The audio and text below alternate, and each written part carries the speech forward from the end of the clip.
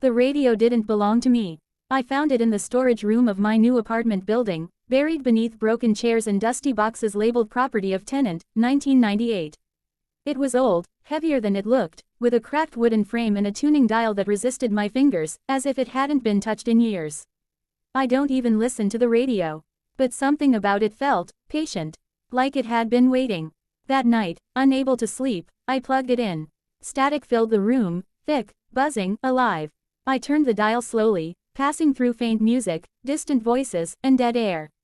Then I heard it. A scream. Not loud, not dramatic. It was muffled, trapped. I froze, my hand still on the dial. The scream cut off abruptly, replaced by static again. My heart pounded as I leaned closer to the speaker. "Hello," I whispered, feeling stupid.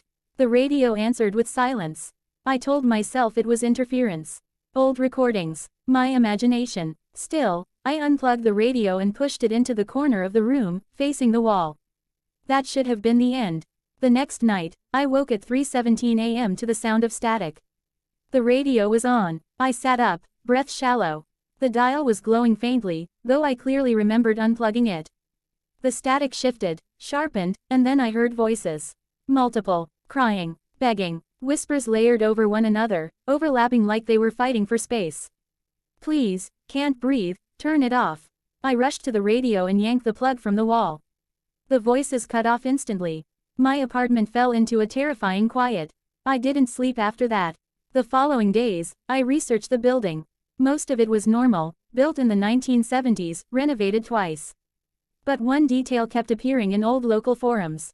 Apartment 3B. Disappearances. Noise complaints. Tenants who moved out suddenly. One post mentioned a man who used to host a late-night radio show from his apartment, an amateur broadcaster obsessed with capturing raw human emotion. His name was Elliot Crane. The post ended with a single sentence. "They say he never stopped recording." That night, the radio turned on again. This time, I didn't unplug it. I listened. The screams were clearer now. Individual. Personal. One voice stood out, a woman sobbing softly.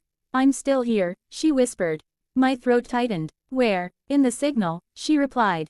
The radio dial began to turn on its own, stopping precisely between stations. The static faded, replaced by her breathing. "He locked us in," she said. "Every scream, every moment of fear." He said pain had a frequency. My blood ran cold. "Who are you?" I asked. There was a pause. Then, "You'll hear your own voice soon." The radio clicked off. The next day, I noticed something wrong. My reflection in the mirror lagged slightly behind my movements. When I spoke, my voice echoed faintly, like a delayed broadcast.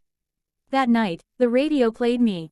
Laughing, talking, sleeping, then screaming. I rushed toward it, but the sound didn't match my mouth. The scream came from the speaker, raw, desperate, unmistakably mine. I tried to smash the radio.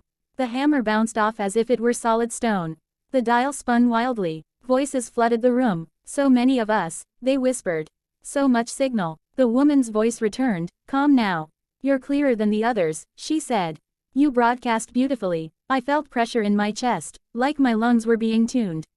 The radio crackled. My scream locked into place. The building manager found my apartment empty a week later. The radio sat neatly on the table, humming softly. When he turned it on, he heard a man screaming for help, his voice breaking, repeating his own name. The manager frowned and adjusted the dial.